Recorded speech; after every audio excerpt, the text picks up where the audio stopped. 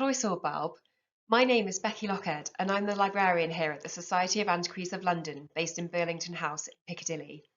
It's really fantastic to be invited to this Explore Your Archives event, as I myself grew up in North Wales. So diolch yn fawr iawn. I'll be presenting in English, as I'm afraid I don't remember enough Welsh, but it's great to be here nonetheless, and I hope you enjoy hearing about our very special collections. So just to give you some background to the Society, the Society of Antiquaries of London is the oldest independent learned society solely concerned with the study of the material past. We are a registered charity that promotes understanding of the human past, and we recognise distinction in this field through election to the fellowship. And fellows are awarded the post-nominals FSA. Today we have around 3,000 fellows, and they include many distinguished archaeologists and art and architectural historians. And all of the images in my presentation today, unless otherwise specified, including portraits, paintings, objects, drawings and archives, they're all part of the Society's collections here at Burlington House.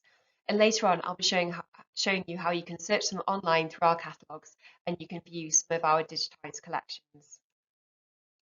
So, just to give you a bit of background to the origins of the Society, it began with an informal meeting of three friends in a London tavern in 1707, one of whom was the librarian and Old English scholar Humphrey Wanley. Those who were interested in the evidence for the past, both physical and documentary, were known as Antiquaries. In 1717, the Society was formally established with 23 members, including William Stukely, the Society's first secretary. Stukely was a pioneer of investigations into prehistoric monuments, including Stonehenge and Avebury, and he is recognised as one of the founders of field archaeology. We'll be returning to some of Stukely's works later. In 1751, the Society was granted a royal charter and took on its present form. It continued to meet in various taverns and coffee houses until moving into Somerset House, owned by the government, in 1781, along with the Royal Society, the Royal Academy, and the other learned societies. You may know Somerset House today as the site of the Courtauld Gallery. In the mid-19th century, the government needed Somerset House as a premises for civil servants, so the learned societies were offered alternative premises in the new Burlington House, Piccadilly, which we moved to in 1875, and here is our wonderful library pictured. The buildings were purpose-built to each society's specifications, and having the largest library collection, we ended up with the grandest library. Our library has 3 levels.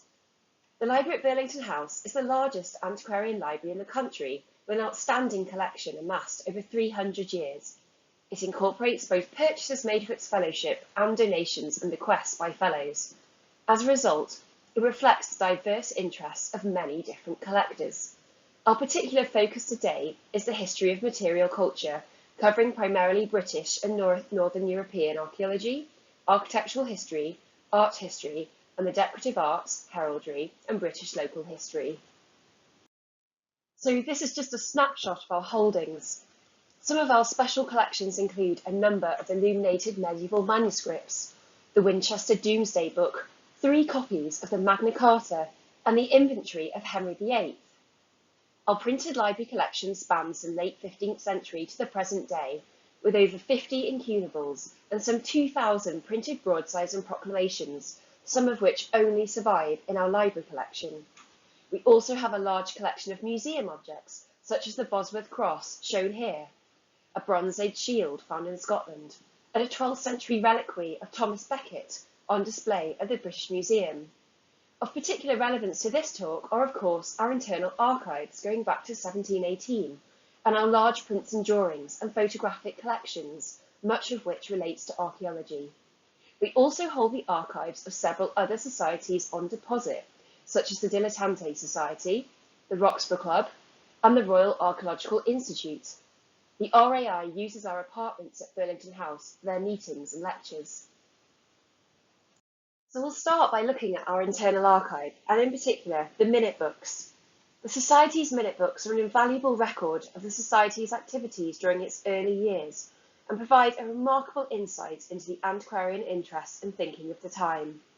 They include not only Society business, such as acquisitions to the library, commissions for the Society's draftsmen, the nomination and election of fellows, but papers and letters read at meetings that cover a wide array of material culture from the past, from stone inscriptions to coins, books, arms and armour, seals, medals, jewellery and buildings.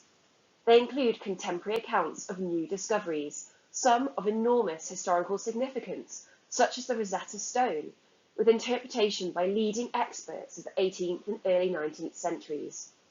The early minute books are not only a written record, but often a visual one. Artefacts were exhibited at society meetings, and many were drawn directly into the minute books to illustrate their description. In some cases, they provide a unique observation of finds that have otherwise since been lost, dispersed, damaged, or sold. Occasionally, there are even plans or scenes of an excavation, such as the report of the discovery of Royston Cave in 1742, a remarkable window onto the discovery itself. And I'm delighted to say that following a successful fundraising campaign earlier this year, we have started digitising the early minute books. Images for each book are being uploaded to our online collections catalogue, where they can be browsed freely. So it's wonderful to be able to share these fantastic and important records with researchers and the public.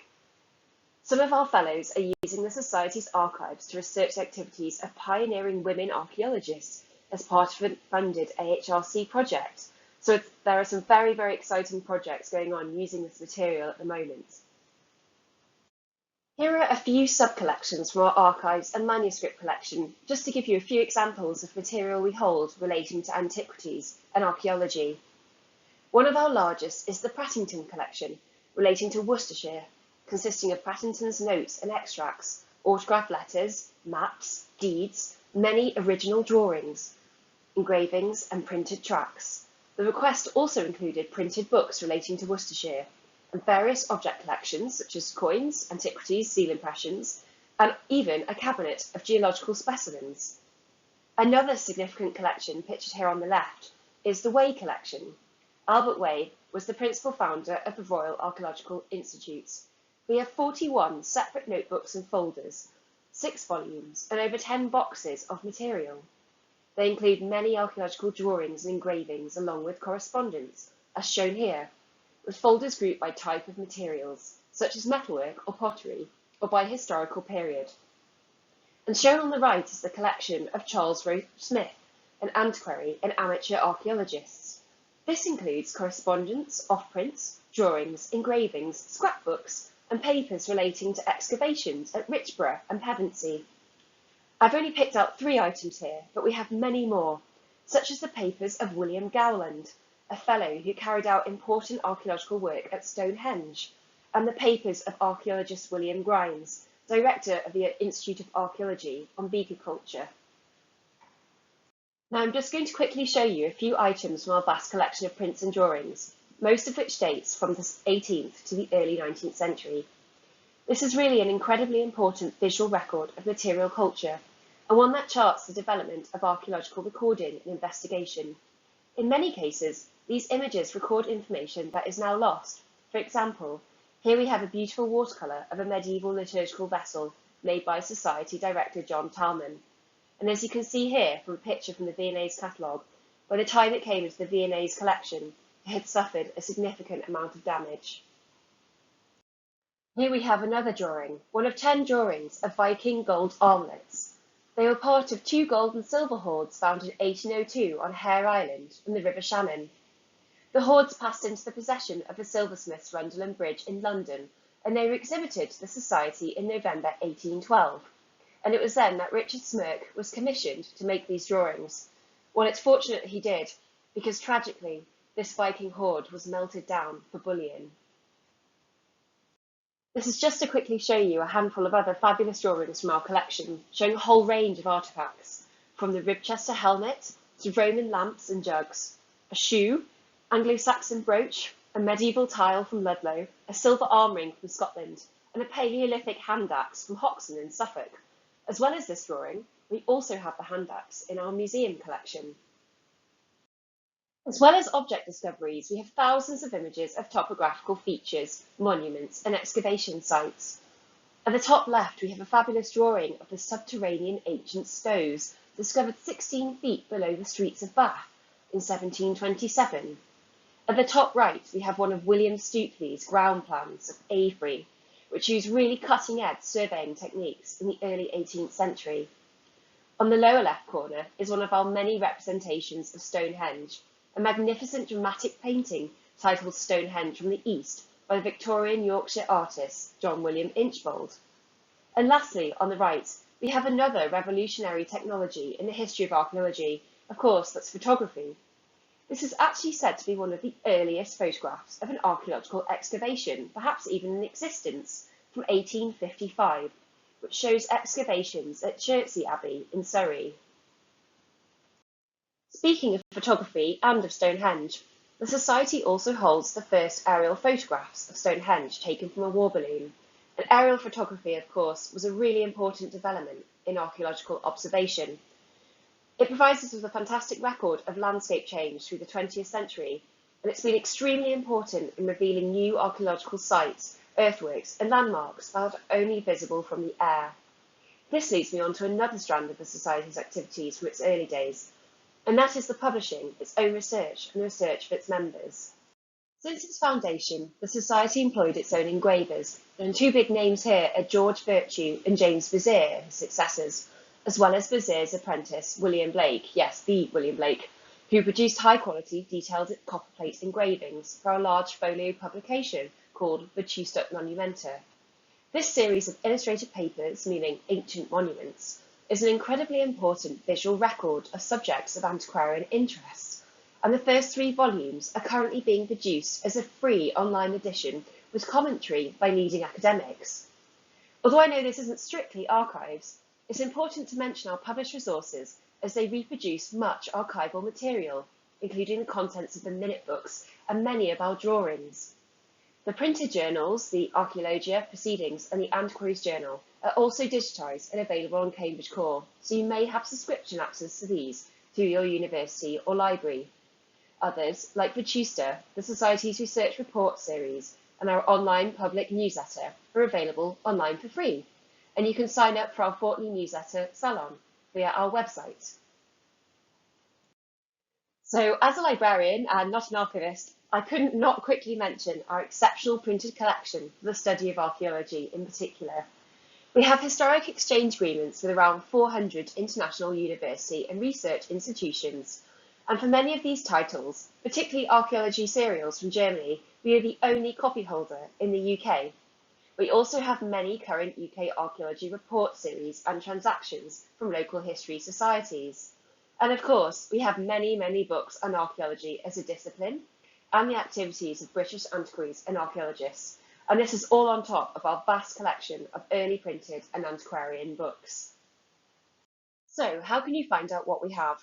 Well, the best starting point is our list of online catalogues, where you can search for manuscripts, printed library collections, some of our prints and drawings, and museum objects. And you can view all of our paintings online at Art UK.